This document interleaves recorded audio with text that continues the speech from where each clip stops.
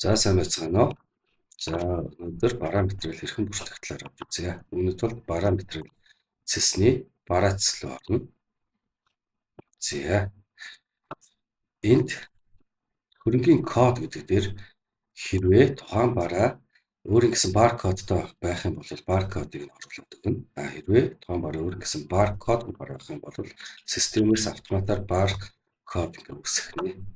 За бид нэр өмнө нь ангиллал дээр одоо шар хэрэг гэсэн ангиллал үүсгэсэн байгаа. За үүнийгээ бид нэр хас 05-тай бараа үүсгэе.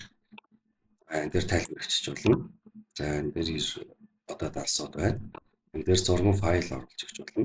За энэ дээр авсан үнийг оруулж өгч болно.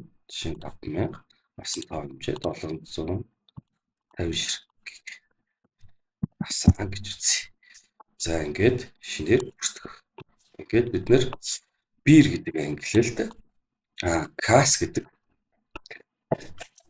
барааг шинээр үүсгэлээ. За одоо тэгвэл дахиад нэг бараа авч үүсгэе. Кас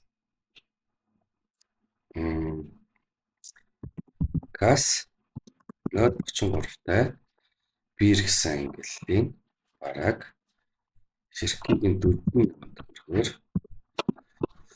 авсан тоо хэмжээ нь 500 ширхэг авсан гэж үзээд бүртгэе.